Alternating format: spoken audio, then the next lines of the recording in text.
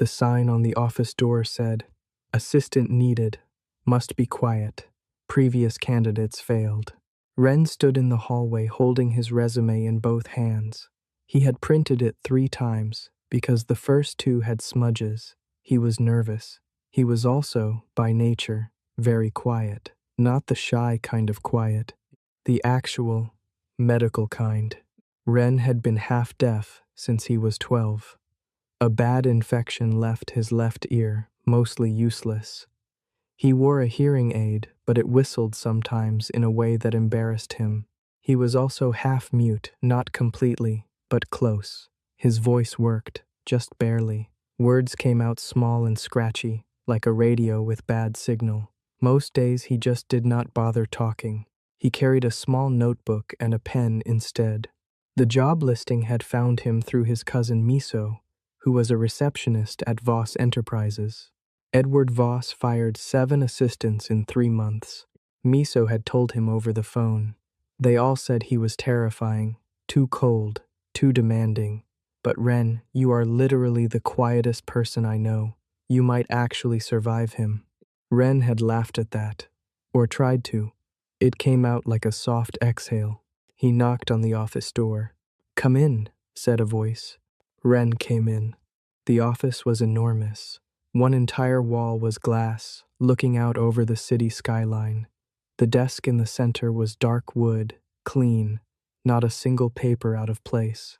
Behind the desk sat Edward Voss. He was younger than Ren expected. Maybe 30, maybe 31. Dark hair, pale skin, reading glasses he clearly did not actually need because he took them off the moment Ren entered. He looked at Ren the way a man looks at something. He is deciding whether to return to the store. Ren held up his resume. Edward did not take it. He just looked at him.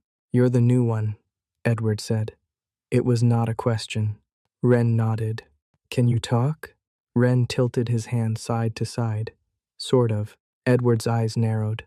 "Can you hear?" Ren pointed to his right ear, then tilted his hand again. Mostly. A long silence followed. Ren expected to be dismissed. He was already planning his exit route mentally. "Good," Edward said. Ren blinked. The last assistant talked constantly. The one before that played music. The one before that had a laughing ringtone. Edward leaned back in his chair. "You start Monday. Do not bring food that smells. Do not hum. Do not tap your pen on the desk." He slid a thin folder across the table. Ren stepped forward and picked it up. "That's the schedule for the week. Read it tonight. Memorize it. I don't repeat myself." Ren opened his notebook and wrote fast. "Understood. Thank you, Mr. Voss." He held it up. Edward looked at it. Something moved in his expression, very small, like a muscle twitching under still water. "You'll do," he said. Miso was waiting outside the building when Ren came down. She grabbed his arm the moment she saw his face. "You're smiling. You got it?" Ren nodded. "Oh my God. How?" He didn't even interview the last 3. He just looked at them and said no. She stared at him. "What did you say to him?" Ren showed her his notebook. He had written 2 words. "Sort of." Miso stared at the notebook. Then she stared at Ren. "That's it? That's literally it?" Ren shrugged. She grabbed him by both shoulders. "Ren, that man once made a journalist cry by simply blinking at him. He once fired someone for breathing loudly. He is terrifying and impossible, and nobody lasts near him. And you got hired because you said, sort of?" Ren smiled again. Small and quiet and his. Miso dropped her hands. She looked worried, in the way that only someone who loves you can look worried. "Just be careful, okay? People say he's not cruel." "Exactly. But he's something. No one really knows what." Ren patted her shoulder once. He went home. He read the schedule folder. He memorized every line. He did not think much about Edward's face when he read the notebook. The small twitch, the pause. He did not think about it. Mostly, Monday came fast. Ren arrived 7 minutes early. The office was already lit. Edward was already at his desk. No greeting, just a glance at the clock and a small nod. Wren sat at the assistant's desk outside the main office. He opened his notebook to a fresh page. He uncapped his pen without clicking it. He did not tap it on the desk. The morning was silent. It was the best morning Wren had ever had at a job. And somewhere inside the glass office, though Wren did not know it yet, Edward Voss thought the exact same thing. There were rules. There were always rules with Edward Voss. Wren learned them the way you learn a new language, not from a textbook, but from watching, from making small mistakes and noticing how Edward's jaw tightened, from getting things right and noticing how it did not. Rule 1. Do not interrupt. If Edward was on a call, Wren slid notes under the glass door. Edward had a small tray on his side for exactly this purpose. Wren figured out that Edward had installed the tray before Wren arrived. It was specifically designed for a quiet assistant. That meant Edward had planned for this, had imagined someone like Wren before Wren even existed in his office. That thought did something strange to Wren's chest. He did not examine it too long. Rule 2. Coffee at 8:47, not 8:45, not 8:50, 8:47. Wren set an alarm on his phone the first day. He got it right. Edward looked at the cup, then at Wren, then said nothing, which Wren had already learned meant good. Rule 3. Never move things on his desk. Wren found this out the hard way on day 3. A contract had slid off the edge during a moment when Wren was organizing incoming mail. He had placed it back slightly differently. Not wrong, just slightly off from the original angle. Edward came out of a meeting, walked to his desk, looked at the contract, and went very still. He did not say anything. He straightened it himself, then looked at Wren. Wren had already written in his notebook, "I moved it by accident. I'm sorry." He held it up before Edward could speak. Edward read it. The stillness stayed, but something in his shoulders came down a fraction. "Don't do it again," he said. "Okay," Wren said out loud, because sometimes the notebook was too slow, and Wren's voice, small as it was, worked fine for one-syllable words. Edward blinked, like he had forgotten Wren could talk at all. He walked back into his office without another word. By the end of week 2, Wren understood something that the 7 previous assistants had probably never figured out. Edward Voss was not cold. He was precise. There was a difference. Cold people do not care. Precise people care too much. About everything. In a way that exhausts them. Wren watched him during calls. Edward never raised his voice, but his hands moved, sometimes not dramatically, just small adjustments. A finger tapping once on the desk, his pen rotating a half turn, signs that something inside him was working very hard to stay controlled. On Thursday of week 2, there was a difficult call. Wren could not hear the other side, but he could hear Edward's tone change. Flat and even, but just slightly barely harder. When the call ended, the office went silent. Wren knocked on the glass, waited, knocked again. The door opened. Edward looked at him. Wren held up his notebook. "Bad call?" Edward stared at the 2 words for a moment. "That's not your concern." Wren nodded. He turned the notebook page and wrote again. "Tea or coffee?" A pause. "Tea," Edward said. Like the word cost him something. Wren went and made tea. Not from the machine. Actual loose leaf. The way he had seen Edward make it himself once when he thought no one was watching. He brought it to the tray, slid it through. 5 minutes later, Edward's reply came back under the door on a sticky note. "Fine." Wren stared at the sticky note. It was not a thank you. It was not even close to a thank you. But Edward Voss had responded, in writing, which meant he had gone out of his way to reach for a sticky note, write one word, and slide it back. From a man who fired people for breathing too loud. Wren put the sticky note in his jacket pocket. He did not know why. He just did. The twist arrived on Friday afternoon. A man in a sharp suit walked into the office without knocking. He was loud from the moment the elevator opened, laughing into his phone, shoes clicking on the marble floor. He spotted Ren and pointed. You. Is Voss in? Ren nodded. Tell him Daniel's here. Ren wrote on his notebook. Please wait. I'll let him know. He held it up. Daniel stared at the notebook. What is this? Why aren't you talking? Ren pointed to his right ear and gave the same tilt of his hand he always did. Daniel's expression changed. Not unkind, just suddenly unsure of himself. Oh, right. Sorry. He sat down. Ren knocked on the glass door, opened it slightly, and held up the notebook. Daniel is here. Edward's expression did not move, but his hands, resting on the desk, pressed flat for 1 second before relaxing. Like a word he stopped himself from saying. Send him in, Edward said. Ren stepped aside. Daniel walked past him. Before the door closed, Ren caught at Edward's eyes, just for half a second, moving from Daniel's face to Ren's. It was nothing. It was a glance. It lasted less than a breath, but it was not nothing.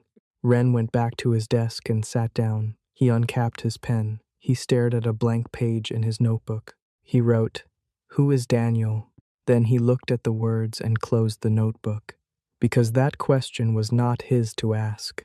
Not yet. Maybe not ever. He put the pen down without clicking it. He did not tap it on the desk. 3 weeks into the job, Ren had a secret collection. 11 sticky notes, all from Edward. All slipped under the glass door in response to Ren's knocks and notebook pages. They were not warm notes. They were not sweet. They were things like, the 3 p.m. meeting moved to 4. Get the blue folder, not the gray one. Fine. That one appeared 4 times, but Ren kept them all. He had pressed them into the back of his notebook in order of arrival. He did not think about why.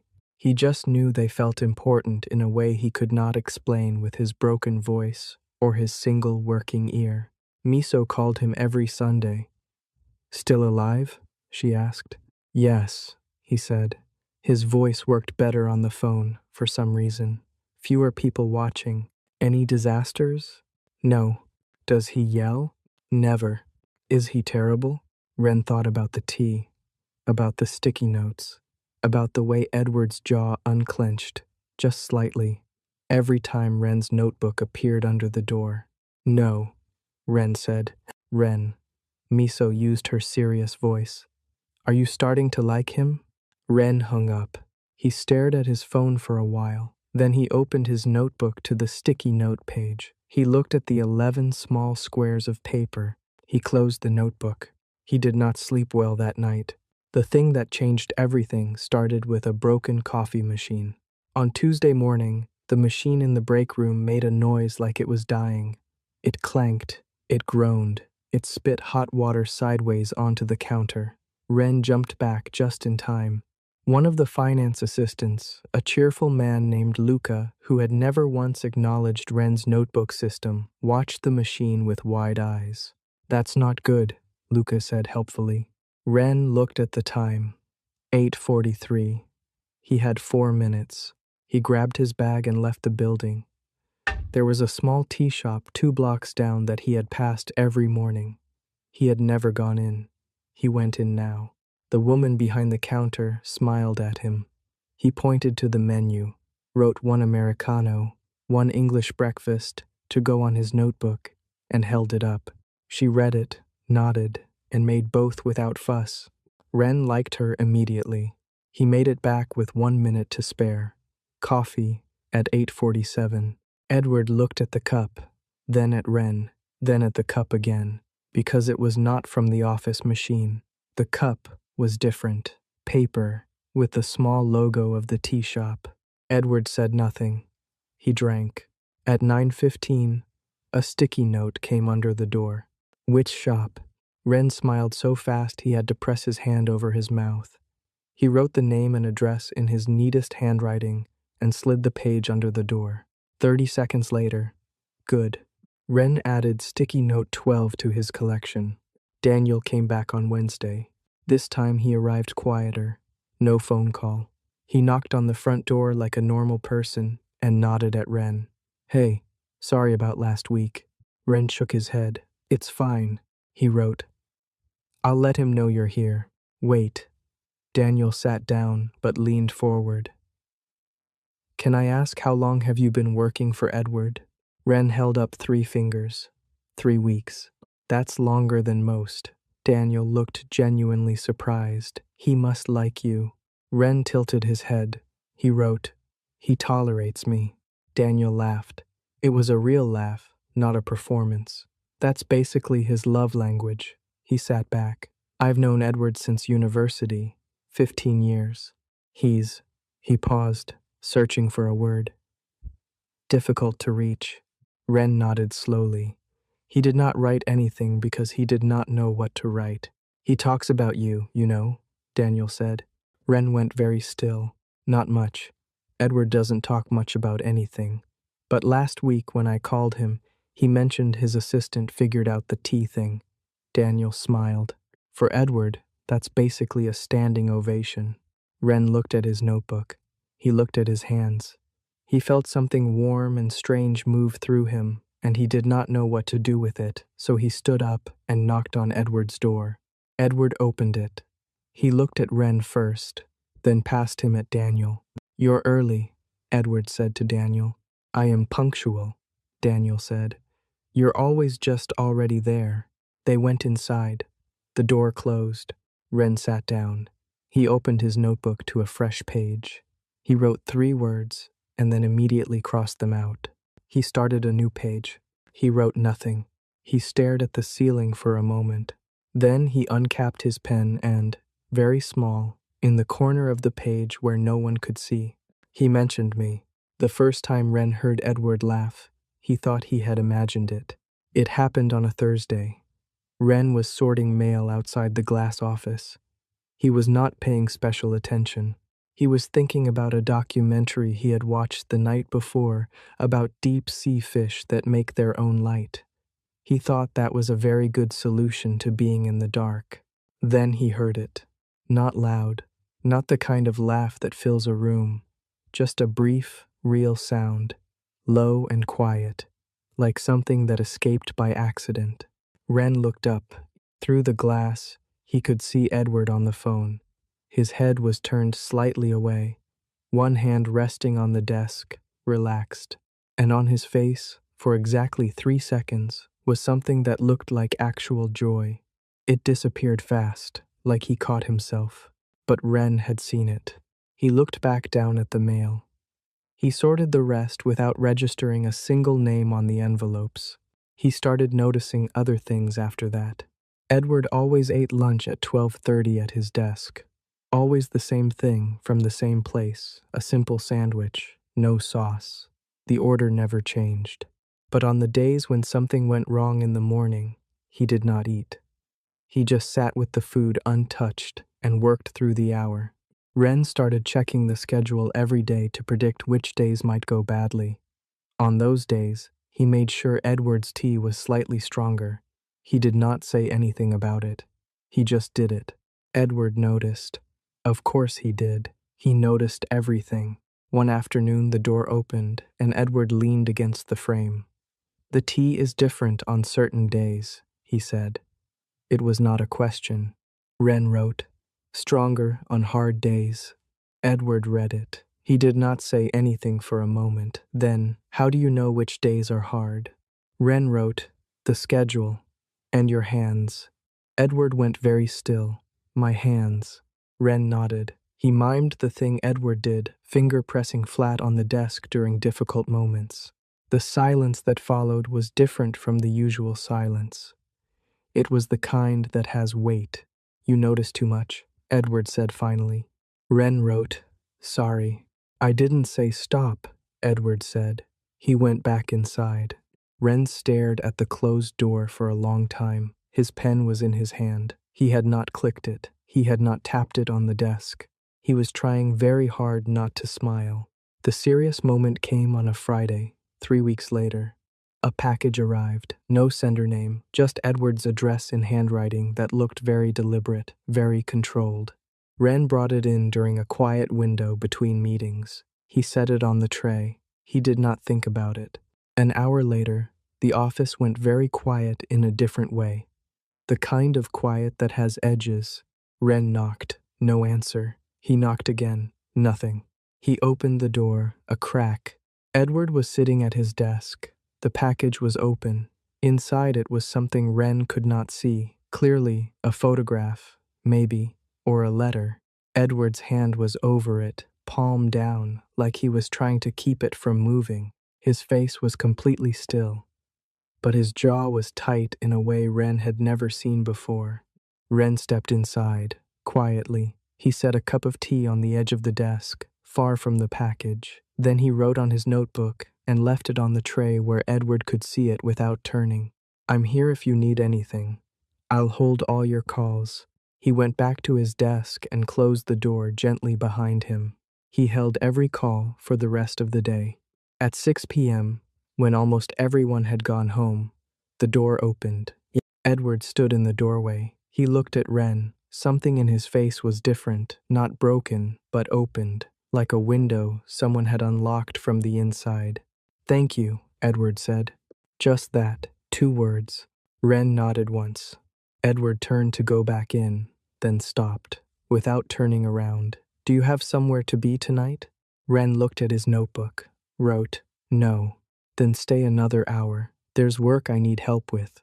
There was not work. Wren figured that out about 15 minutes in, when Edward handed him a stack of documents that did not actually need anything done to them. They were already complete, already signed. But Wren sat across from him and pretended to review them. Edward sat at his desk and pretended to work, and the two of them existed in the same silence for 1 full hour. It was the most comfortable Wren had ever felt anywhere. At 7 p.m., Wren packed his bag. He wrote, "Good night, Mr. Voss." Edward looked at the notebook, then looked up. "Edward," he said. Wren blinked. "You can call me Edward," he said, like it was a simple factual correction. Wren wrote, "Good night, Edward." Edward looked at his name, written in Wren's handwriting. "Good night," he said quietly. "Wren." It was the first time he had used Wren's name. Wren made it to the elevator before he pressed both hands to his face. He stood like that, in the elevator, all the way to the ground floor. He was smiling so hard it hurt. It started with rain and a broken umbrella. Wren arrived at work on a Monday, drenched from the shoulders up because his umbrella had collapsed at the worst possible intersection 3 blocks from the building. He had tried to fix it while walking. He had failed. He had arrived, looking like he had been swimming. The receptionist downstairs stared at him. He waved. She continued staring. He went up to the floor. He sat at his desk. He was dripping slightly onto the chair. The glass door opened immediately. Edward stood there. He looked at Wren. He looked at the small puddle forming under the chair. He looked back at Wren. "You're wet," he said. Wren opened his notebook and wrote, "Umbrella malfunction." Something happened on Edward's face. It was very fast and very small, but Wren had learned to read those small things. The corner of Edward's mouth moved, just barely. "Come," Edward said. He disappeared back into the office. Wren followed, confused. Edward opened the cabinet behind his desk. The one Wren had assumed held documents, and pulled out a folded shirt, dark blue, pressed. He held it out. Wren stared at the shirt. He wrote, "Why do you have a spare shirt in your office?" "Because meetings happen and things spill," Edward said, like this was the most reasonable thing in the world. He set the shirt on the desk and turned back to his computer. "You have 10 minutes before the Hartley call. Change." Wren took the shirt. He went to the small washroom off the hallway. He changed. The shirt was too wide in the shoulders, but the right length. It smelled like fabric softener and something quieter underneath. Something that was just Edward. Wren looked at himself in the mirror for 2 full seconds. Then he went back to his desk. At 8:47, he slid the coffee through the tray. With it, he included a sticky note, his first one sent to Edward rather than received. Thank you for the shirt. 20 seconds later, Edward's reply came back under the door. It looks better on you anyway. Ren read the note 3 times. Then he looked at the glass wall. Edward was on his computer, not looking up, completely composed, as if he had not just written something that made Ren's brain short-circuit. Daniel came by that afternoon. He walked in, saw Ren's shirt, and stopped dead. Is that? He pointed. Is that Edward's shirt? Ren shook his head quickly and wrote, My umbrella broke. He lent it to me. Daniel looked at him for a very long moment. Then he looked at the glass office, then back at Ren. He lent you his shirt, Daniel said slowly. Ren nodded. Edward Voss. That Edward, Daniel pointed at the office. The same man who once asked me to leave because I was eating chips too loudly. Ren bit his lip. Daniel sat down heavily. Okay, he said. Okay. Interesting. He looked at Ren with an expression that was half amused and half serious. How do you feel about him? Ren held up a blank page of his notebook. Daniel nodded. That's what I thought. He leaned forward. Listen, I have known Edward for 15 years. I have seen him with exactly 0 people he actually cared about. What you're describing, the shirt, the sticky notes, the tea thing, that's not how he treats assistants. That's not how he treats anyone. He paused. Be careful, Ren. Not because he'll hurt you, but because I don't think he knows what he's doing yet. And you seem like someone who will figure it out long before he does. Ren looked at the glass office. Edward had not looked up, but his hand, the one resting on the desk, was doing the half-tap thing. Once. Still, like he was trying to hear something. Ren closed his notebook. He already knew. The shift happened at 5 p.m. The floor was nearly empty. Ren was finishing a report. Through the glass, he could see Edward standing at the window, hands in his pockets, looking at the city. He had been there for 20 minutes. Ren knocked on the door. Edward turned. What? Ren came in. He walked to the window and stood beside him. Not too close. He did not write anything. He just stood there and looked at the city too.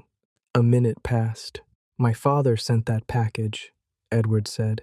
Not to Ren, exactly. To the window, to the city, to the air.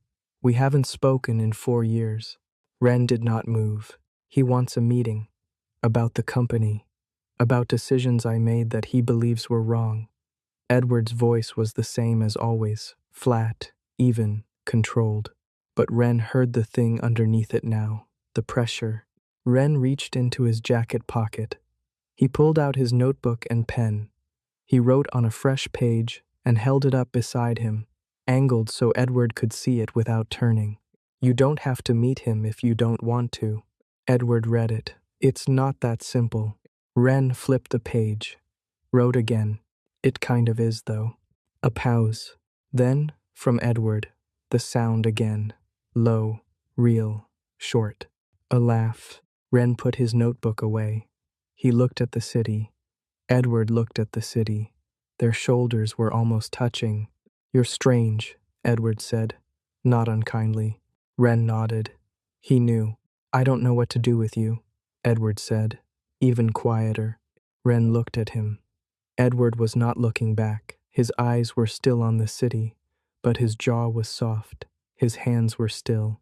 Ren reached over very slowly and placed his notebook on the windowsill beside Edward's hand, open to a blank page. Edward looked down at it. He picked up Ren's pen. He wrote one word. He set the pen down and walked back to his desk. Ren looked at the notebook. The word was, stay. Ren stayed. Not that night, specifically. Edward's phone rang, and the moment broke the way moments do, suddenly and without warning. But something had shifted, the way furniture shifts after an earthquake. Everything was in the same place, but nothing felt quite the same. On Tuesday, Edward brought Ren coffee. Not from the office machine, from the tea shop, 2 blocks down. He set it on Ren's desk without a word, without looking at him, and went back into his office like it was nothing. Ren stared at the cup, the small logo, the exact order he had seen Edward drink his own from a cup just like this one. He wrote on a sticky note, "Thank you, Edward." He slid it under the glass door. 10 seconds. "You're welcome." That was it. That was all. And yet Wren sat at his desk with a warmth in his chest that he could not explain and did not want to. Miso cornered him at a family dinner that Sunday. "You're different," she said, directly. Miso was always direct.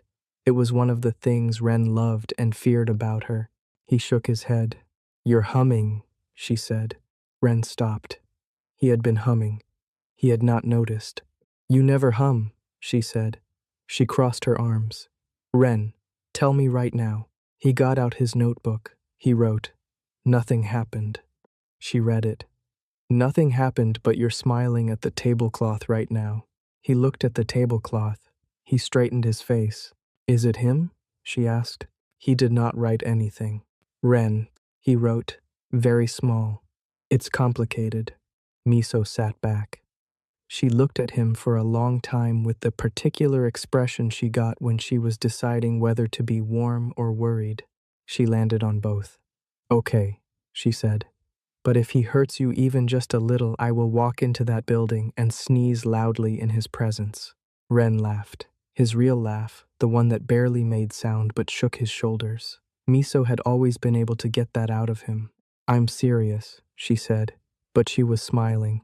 The complication arrived on Wednesday in the form of a woman named Clara Park. She was beautiful and confident, and she walked into the office at 11 a.m. with the ease of someone who had been there many times before. She smiled at Wren genuinely, warmly, and said, "Hi, you must be the new assistant. I'm Clara." Wren nodded. He wrote, "Nice to meet you." She read the notebook without any awkwardness. "Oh, Miso mentioned you. She said you were the only person who has ever lasted longer than a month with Edward."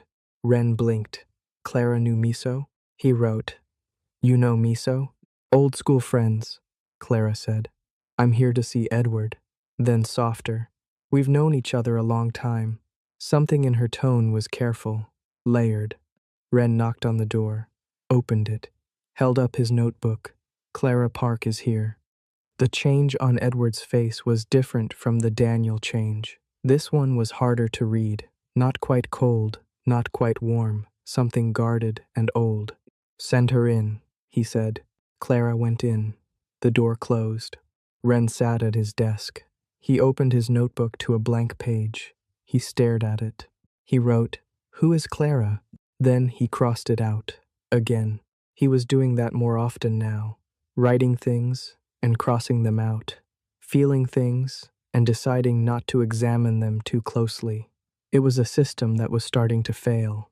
The meeting lasted 40 minutes. When Clara came out, her expression was soft, but her eyes were careful. She stopped at Wren's desk. "Can I tell you something?" she said. He nodded. "He asked about you, in the middle of a meeting that had nothing to do with you." She smiled, not unkind. "He said, and I'm paraphrasing, that his current assistant is unusually good at reading situations." She tilted her head. For Edward, that might as well be a declaration. She left. Wren sat very still for a long time. Then the glass door opened, and Edward was there, leaning against the frame in that way he sometimes did, now less formal than the first weeks, less like a wall. "Lunch," he said. "I need to go out for a meeting. Come with me." Wren held up 5 fingers, 5 minutes to pack his things. Edward almost smiled. "I'll wait." They walked to a restaurant 3 blocks away. Not the fancy kind, a small place with wooden tables and a menu on a chalkboard. Edward ordered without looking at the board. He had clearly been here before. Wren pointed at the soup. The waiter nodded. They sat across from each other. This was new. They had never sat across from each other outside the office. The glass walls were gone. The desk was gone. It was just a table and 2 people, and the sound of other conversations around them. Edward looked at Wren. "You're comfortable with silence," he said. Wren wrote, "I grew up in it." "Because of your hearing?" Wren nodded. He wrote more. "My house was loud, but I couldn't hear most of it. I learned to live in the quiet version of things. Edward read this carefully, like it was a document. And your voice? Wren wrote. Infection when I was young. Damaged the muscles. My voice works, but it's easier not to use it much. Does it bother you when people don't know how to react? Wren thought about this honestly. He wrote, sometimes, but less than it used to. Edward looked at the page. Then he said, very quietly, I've always found noise difficult, not the physical kind, the social kind.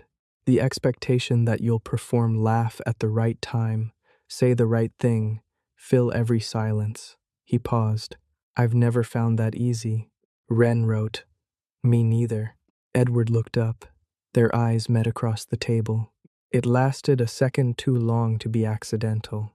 Edward looked at his water glass. The meeting I mentioned, he said. There is no meeting. Wren wrote, I know. Edward said nothing, but the corner of his mouth moved. Just barely. Just enough. The problem with falling slowly is that you don't notice until you're already far from the ground. Wren realized it on a Thursday morning when he arrived at work and felt his stomach do something small and stupid the moment he saw the light on in Edward's office. It had been on for weeks. It was always on. This was not new information. And yet, he bought 2 teas from the shop on the corner without thinking. He only noticed he'd bought 2 when he was already in the elevator. He put one through the tray. At Devetyam, a sticky note came back. Earl Grey today? Wren smiled at the wall and wrote, I felt like a change. The reply, me too. He stared at those 2 words for the rest of the morning. The issue was Daniel. Daniel stopped by on Friday with a look on his face that Wren had not seen before, concerned in a specific way, pointed inward. Can I talk to you? Daniel said. Wren nodded. I'm going to tell you something, and I want you to just take it calmly. He sat down. Edward's father is pushing for a board restructure. If it goes through, Edward loses majority control of his own company. He paused. He's known for 2 months. He hasn't told anyone except me and his lawyer. Wren went still. He's been carrying this alone. That's very Edward. He doesn't share problems. He manages them until they break him. Daniel looked at the glass office. I'm telling you because I think you might be the only person he'd actually listen to right now. Not me. Not Clara. You. He looked at Wren seriously. I don't know what you 2 are, and it's none of my business. But you matter to him, in a way I haven't seen before. Wren looked at his notebook. He wrote nothing. I'm not telling you to fix it, Daniel said. He's going to start pulling away soon. That's what he does when things get difficult. He goes cold.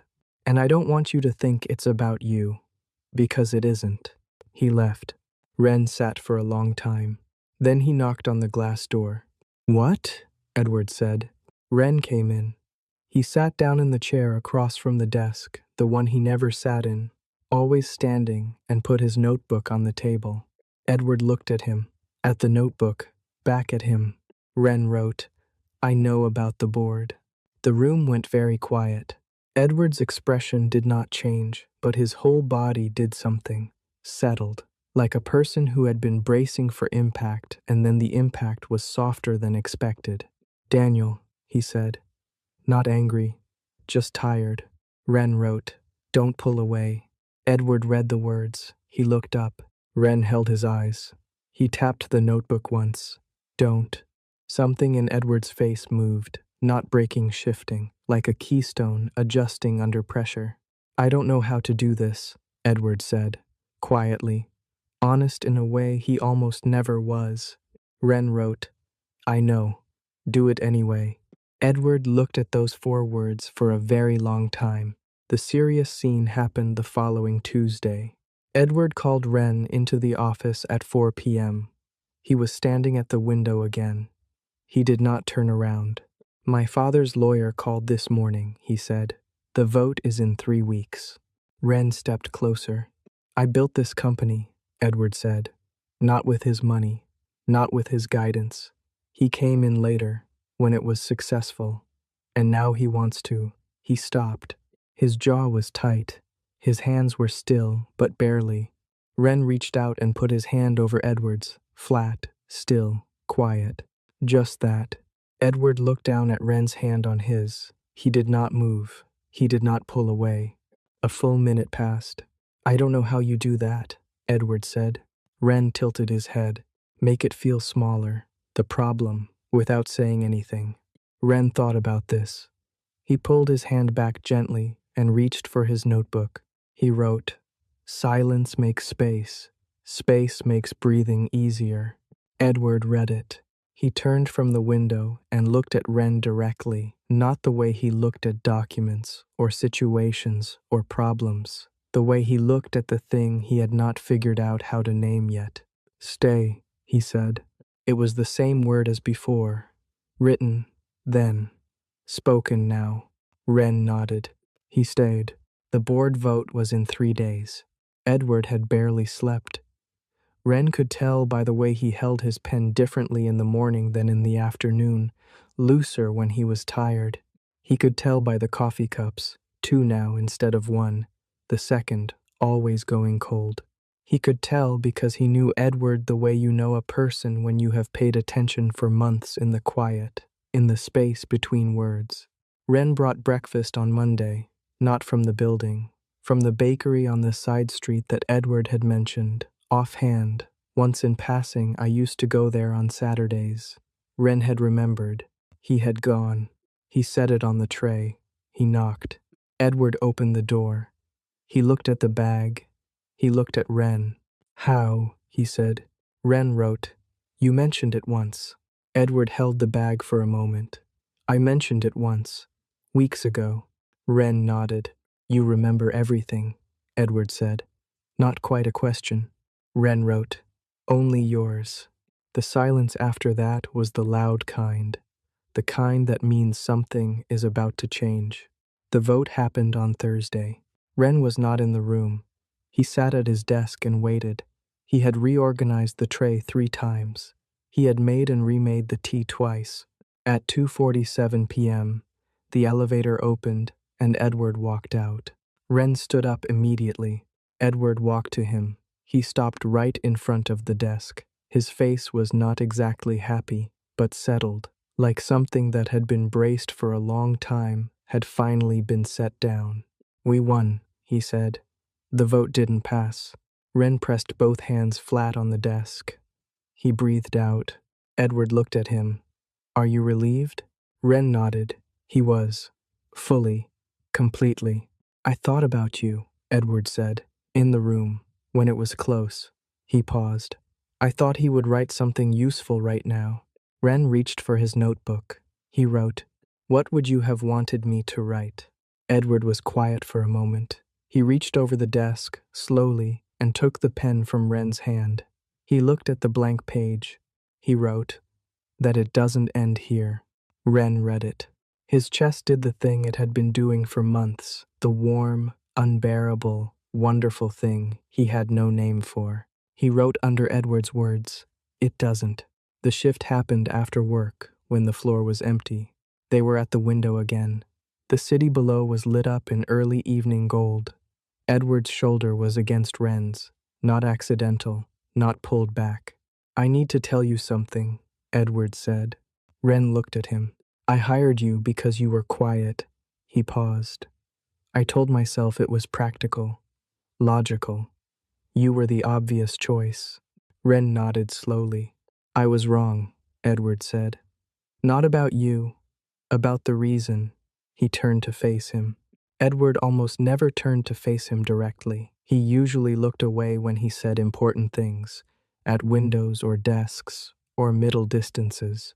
But now he was facing Wren. "I kept you because of who you are, not because of what you don't do, because of everything you do." Wren's throat did the thing it did, sometimes tightening, making everything harder. He reached for his notebook. Edward put his hand over it, gently. "You don't need the notebook for this," he said. "I'll wait." Wren looked at him. His voice, that small, scratchy, unreliable thing, was there somewhere. He could feel it. He took a breath. "I know," Wren said. 2 words, quiet, real. Edward heard them, I don't know how to do this properly, Edward said.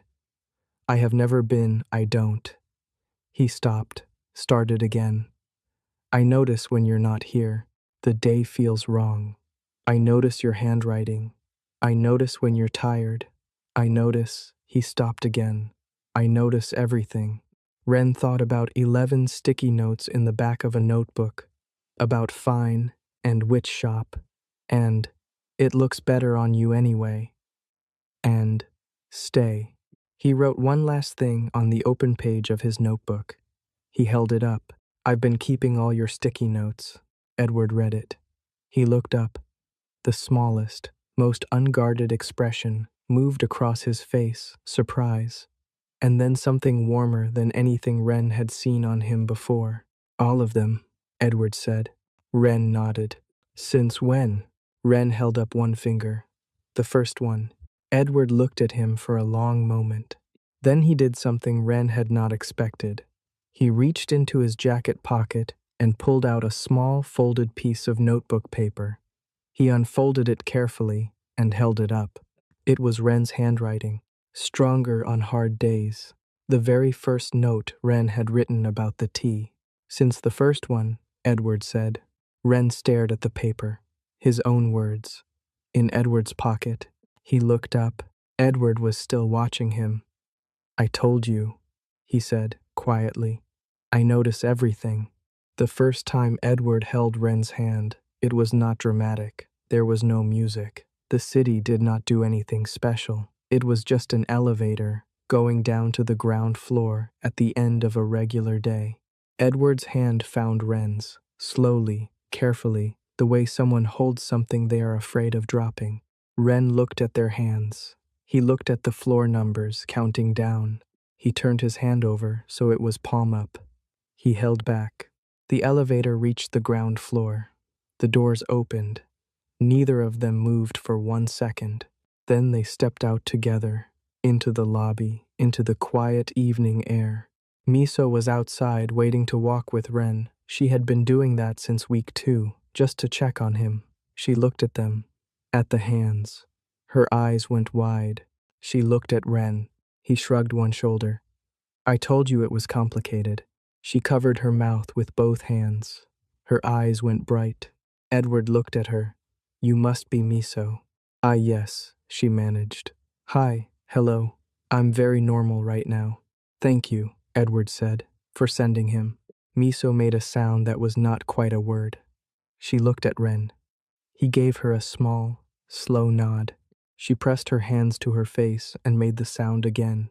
Later, just walking, nowhere in particular, the city going on around them, Edward said, You could have asked for any other job. Wren thought about it. He reached into his bag for his notebook. He wrote, No one else would have learned to be quiet for me. Edward read it. He was quiet for a moment. I didn't learn, he said. I already was. Wren looked at him. He thought about that for the rest of the walk.